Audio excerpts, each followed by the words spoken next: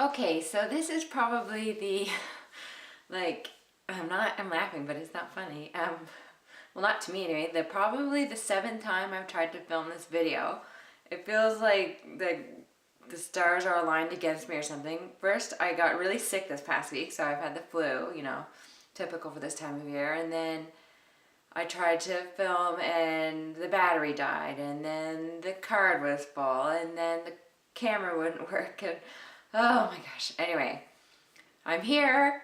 I'm hoping this works, and I really want to talk figure skating. So, hi, I'm Megan, and welcome to the Figure Skating Heart. Today we're going to talk about the Grand Prix Final, which was, geez, like a week ago now. Anyway, I was supposed to film a long time ago, but we covered that. And I was thinking today I'm going to go like discipline by discipline, which I normally don't do, but the Grand Prix Final is a pretty big event, and I kind of want to cover everything. So let's start with men's. Patrick Chan walked away with the silver medal, which, oh man, I say so much. I've got to stop. It's like, I feel like saying it now. It's like a tick. Again, it's coming on. Just get out of me. Patrick Chan, yeah, silver medal. Yuzuru Hanyu, probably not saying that right, won the gold. And the broadcast that I watch is the CBC, so they didn't show the short programs of the Grand Prix Final, but I guess Patrick didn't have the best skate, which is sort of what happened, why he ended up being in second. But his long program was really, really well skated, and we should start a count. Oh man. Yeah, so Hanyu skated well. He's one of those skaters where, I mean, I've seen him a lot, but I'm neither here nor there on him still. So I guess nothing about him has grabbed me yet as far as personality or that skate that really takes my breath away or anything like that. Like of course, I mean, there's no arguing that he's talented. It's just, yeah, when I watch him, I'm neither here nor there quite yet. I'm not a big fan, but that isn't to say that he didn't deserve to win or anything. And Patrick gave an interview afterwards basically saying that he was fine, not winning the Grand Prix Final, that his focus is totally on the Olympics kind of thing. And I think his words were almost like, I will win gold at the Olympics or something just as bold. And what is it like to have that kind of confidence? And of course you need that kind of confidence when you're going to something as massive as the Olympics, when you're like Patrick Chan and everybody's expecting it from you and everybody's rooting for a Canadian male to get a gold and in figure skating and stuff. So I don't know, it just sort of made me think for a second. I can't even imagine the pressure that he lives with and like the positivity that he must have to like just hold on to so tightly to get through everything. It's really, it's one of those things. Figure skating is, I love it for so many reasons, but it's also because you just have to admire people's like passion and drive and perseverance and confidence. And yeah, so the women, they only showed one skater. I guess there wasn't that much time, and they only showed the free skate for Mao Asada, which was lovely. And I really like Mao. I'm, again, another one of these people that I really admire because of her perseverance. Like sometimes, especially with women, it feels like there'll be a skater that comes along and like in her teen years, she like makes it big and wins like a world medal or Olympic medal even, and then leaves, like retires when you're still a teenager kind of thing. And I to each their own, but I always find it disappointing as a fan because it's like you sort of invested and now it's like, okay, well, you didn't even like stick around very long. Like I so prefer and admire those skaters that really stick through it, through the good and the bad. They don't just walk away as soon as they've got that one medal. They're trying for more. Or with Mao, I mean, she's got a couple of world medals and then she had to sort of start all over again and rework her jumps, and that takes, man, that must take such determination to be at the top and have to work your way back up. So I admire her greatly. And of course she's, a beauty to watch on the ice and stuff. So I'm rooting for her for the Olympic medal for sure. I just think, I don't know, if anybody deserves it, she deserves it for just sticking with it through, the good, but also, the hard times.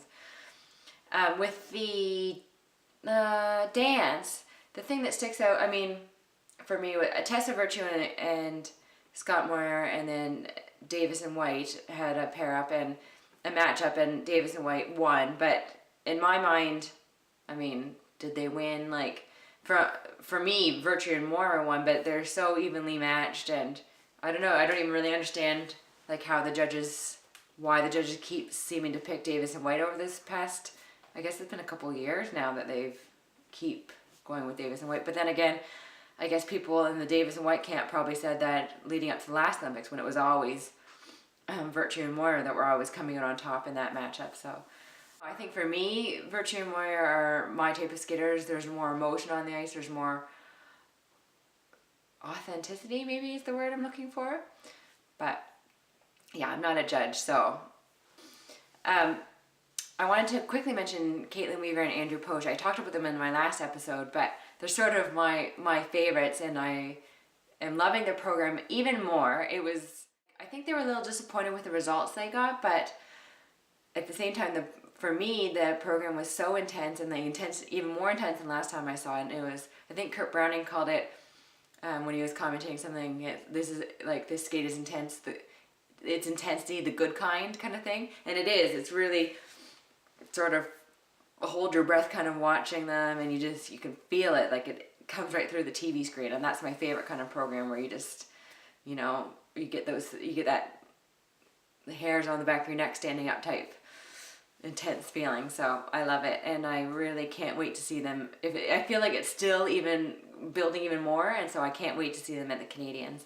And I feel like it's really gonna knock your socks off. So yeah, I love them. Yeah, they're one of my favorites. So, and then finally with the pairs, the thing that I wanted to mention about the pairs is not the people that won. It was the German team, but the pair that really made me pay attention, or really is this thing that's still sticking in my mind a week later, were Pang and Tong, which is surprising because, I mean, they've been around for a long time. Heck, I think they're probably one of the only skaters on the ice, well, at least he is the only skater that's still competing in the amateur ranks that's older than me. I hate that, like, that's something that always bogs, well, it's just this weird thing, because when I first started watching figure skating, I was so young. I was, I don't even know, let's say 7 maybe, or something, like young. And so I grew up like looking up to these people and admiring them, and I so deeply admired Kurt Browning growing up, and was just riveted to everything that he did. And then, the skaters move on and retire, and then more come up, and eventually the years go, and I'm now the same, or very close to the same age as the skaters that are competing, and then now I'm the same age. That was sort of around like Emmanuel Sandou times. And then now I'm a little older, and now I'm like a lot older than most of the skaters skating, and I hate that. I hate being old, and I hate that. But that's it. But anyway, I think both Pang and Tong are slightly older than me, so well, they'll probably retire after the Olympics. But it's sort of nice still to have somebody my age on the ice. And yeah, I've watched. This is all to say. Anyway, all that aside. Megan, get over it. All that aside, I've watched Pang and Tong for many years, and they've always sort of been, like I said, I never really had many thoughts on them. And then this was the first skate that I've ever seen where I felt like moved emotionally. I was like, wow, I was really into it and everything like that. And it's neat to see that after all these years, when they're at the tail end of their career, they're still improving. I felt like they brought emotion to it, and I've never seen that before. It was skated to Les Miserables, and it was really well done, and I mean, technically it was really well done, and they're no strangers to having really great technical programs, but it was the emotion, and I felt like there was a moment on the ice for them. So I just wanted to mention that, and I really enjoyed it. So yeah, so those were my thoughts on the Grand Prix Final. Oh, there was one story that I wanted to share before we wrap it up, as it were, but I sort of had like a very exciting moment, personally exciting moment, during the coverage of the Grand Prix Final. I was, most of you, if you're watching this, if anybody ever watches this, which, by the way, I think there was 1 view on my last episode, so whoever you are, thank you.